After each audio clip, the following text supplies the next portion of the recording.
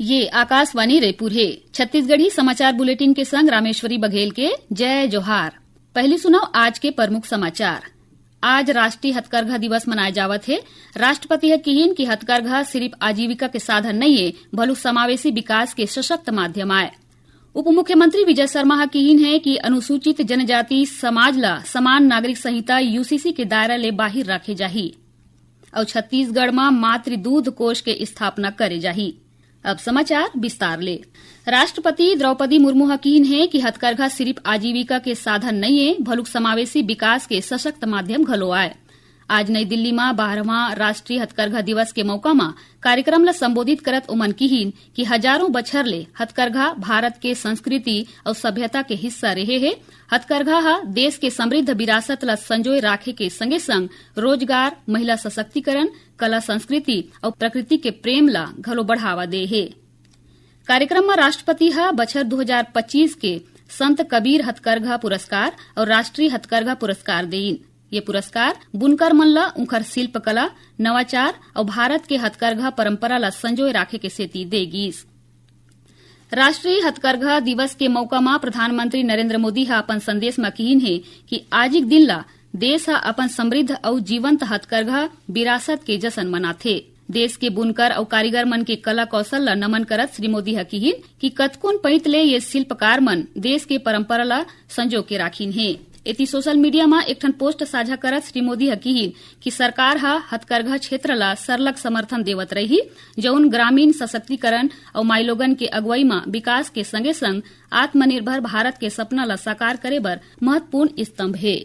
उमन नागरिक मन ले अपन पसंद के हाथ ले सिरजाए जिनिस ला साझा करे बर #नेशनल हैंडलूम डे के उपयोग करके वीडियो बनाए के आग्रह करीन है। ए बेरा उमन किहिन कि एखर ले हथकरघा ले जुड़े शिल्पकार मन ला प्रोत्साहन मिलही।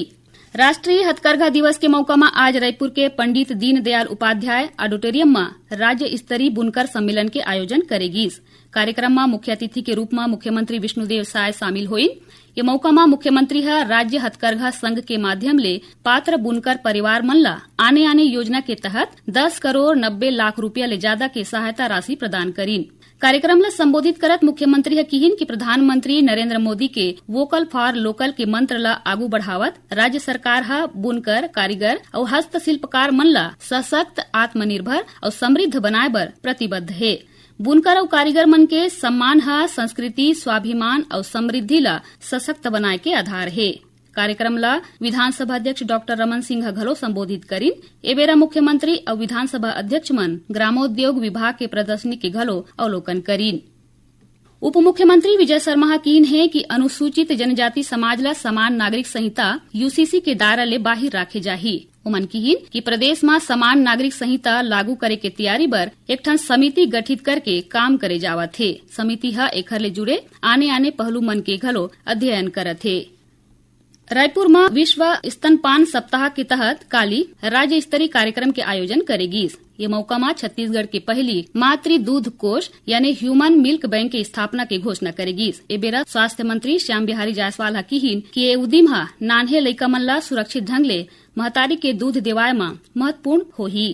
कार्यक्रम में आने जिला के 10 जन महतारी मन ला माता यशोदा सम्मान देगीस। बता दें कि ये कार्यक्रम के उद्देश्य स्तनपान के महत्व के प्रति जागरूकता बढ़ाना और मातृ शिशु स्वास्थ्य के सेवा ला मजबूत करना रही से। छत्तीसगढ़ हा कंप्रेस्ड बायोगैस सीबीजी इकोसिस्टम के विकास बर भारत सरकार ले 50 करोड़ रुपया के प्रोत्साहन राशि पवैया देश के पहली राज्य बन गए है। ये राशि पूंजीगत निवेश विशेष सहायता योजना के तहत स्वीकृत करेगी। इति मुख्यमंत्री विष्णुदेव साय हा किहिन कि एखर ले स्वच्छ ऊर्जा, किसान मन के आय, ग्रामीण अर्थव्यवस्था और पर्यावरण संरक्षण ला बढ़ावा मिलही। राजपत्र में प्रकाशन के संगे संग प्रदेश में घलो धर्म स्वातंत्र्य अधिनियम 2026 लागू हो गए है। राजपत्र में अधिनियम के नियम के प्रकाशन के संग यह जम्मो राज्य में प्रभावी हो गए है। नवा नियम कानून के क्रियान्वयन के प्रक्रिया, प्रावधान और प्रशासनिक व्यवस्था ला स्पष्ट रूप ले निर्धारित करे गए है।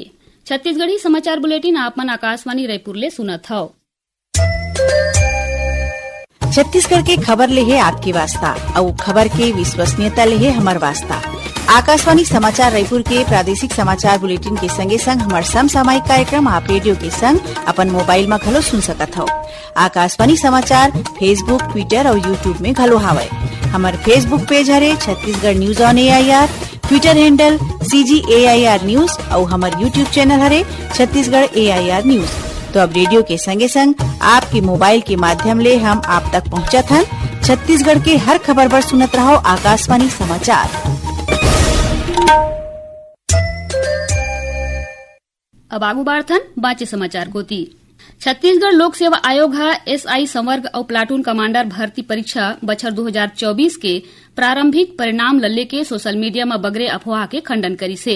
आयोग स्पष्ट रूप ले कही से कि परिणाम में उही नाव प्रदर्शित करे गे हे जौन अभ्यर्थी मन अपन ऑनलाइन आवेदन में दर्ज करे रहीन। एति आयोग अभ्यर्थी और आम लोगन ले अपील करे है कि ओमन भ्रामक जानकारी ऊपर विश्वास झन करें और परीक्षा ले जुड़े जानकारी सिर्फ आयोग के आधिकारिक वेबसाइट ऊपर ही भरोसा करें।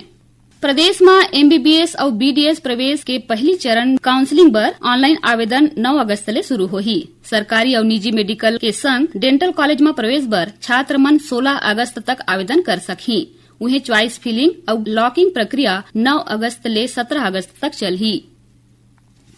सुनैया मन ल बता दन कि प्रादेशिक समाचार एकांश के समसामयिक विषय ऊपर आधारित कार्यक्रम बातों बातों में ये दारी नशा मुक्त युवा विकसित भारत संकल्प अभियान ऊपर केंद्रित कार्यक्रम के प्रसारण करे जाही। एकर प्रसारण काली 8 अगस्त के आकाशवाणी केंद्र रायपुर डहारले FM और प्राइमरी चैनल में बिहनिया 9 बजे करे जाही। जेला छत्तीसगढ़ के जम्मू आकाशवाणी केंद्र एक के संग्रह रिले करही। छत्तीसगढ़ के दुजन खिलाड़ी मधु सिदार और गीता यादव के चयन भारतीय महिला जूनियर हॉकी टीम में होए है। दोनों खिलाड़ी 30 अगस्त ले 13 सितंबर तक चीन के मोको में होइया जूनियर एशिया कप में देश की अगुवाई करही। ओमन बिलासपुर के खेलो India estate centre of excellence में प्रशिक्षण लेवत है। एति खेल मंत्री अरुण सावहा दोनों खिलाड़ी मन ले वीडियो कॉल में गोट बात करके ओमन ला प्रतियोगिता बर शुभकामना देन है। धमतरी जिला के नवागांव के रेणुका गोस्वामी ला 15 अगस्त के दिन राष्ट्रपति भवन में आयोजित स्वतंत्रता दिवस कार्यक्रम में शामिल होए बर न्योता मिले है। एकर बाद उप मुख्यमंत्री विजय शर्मा ओमन ला बधाई और शुभकामना देवत किहिन कि ये सम्मान छत्तीसगढ़ के बेटी ग्रामीण युवा और कौशल विकास के सफलता के प्रतीक आए। रेणुका गोस्वामी पंडित दीनदयाल उपाध्याय ग्रामीण कौशल विकास योजना के तहत प्रशिक्षण लेके अपन चिन्हारी बनई से। रायपुर के भाजपा कार्यालय में हर घर तिरंगा अभियान और तिरंगा यात्रा ऊपर बैठक आयोजित करेगीस। एकर बाद पत्रकार मन ले गोट बात करत उप मुख्यमंत्री अरुण सावहा किहिन कि हर घर तिरंगा अभियान के तहत प्रदेश में 10 ले 14 अगस्त तक भव्य तिरंगा यात्रा निकाले जाही। उन्हें 11 ले 15 अगस्त तक हर घर प्रतिष्ठान और कार्यालय मन में तिरंगा फहराए बर जन जागरण अभियान चलाए जाही। ओमन किहिन की भाजपा कार्यकर्ता गांव-गांव और गली-गली जाके लोगन ला तिरंगा बांटी और घर में फहराए बर कही। श्री साहब किहिन की बस्तर के माओवाद प्रभावित इलाका में जिहां कभू तिरंगा नहीं फहरीस वहां विशेष रूप ले ये अभियान चलाए जाही। गौरेला पेंड्रा मरवाही जिला में 18 ले 21 अगस्त तक 26वां राज्य स्तरीय शालेय क्रीड़ा प्रतियोगिता के आयोजन करे जाही। प्रतियोगिता में प्रदेश के 5 संभाग ले 14 ले 19 बछर के करीबन 540 खिलाड़ी शामिल हुई। ये प्रतियोगिता में जिम्नास्टिक, क्रिकेट, ताइक्वांडो और कबड्डी के स्पर्धा हुई। आखिर में प्रमुख समाचार एक घाव फेर। आज राष्ट्रीय हथकरघा दिवस मनाया जावत है। राष्ट्रपति किहिन की हथकरघा सिर्फ आजीविका के साधन नहीं है भलुक समावेशी विकास के सशक्त माध्यम आए। उप मुख्यमंत्री विजय शर्मा किहिन के अनुसूचित जनजाति समाज ला समान नागरिक संहिता UCC के दायरा ले बाहिर राखे जाही और छत्तीसगढ़ में मातृ दूध कोष के स्थापना करे जाही। एकरे संग छत्तीसगढ़ी समाचार बुलेटिन यही सिरावत है। जय जोहार।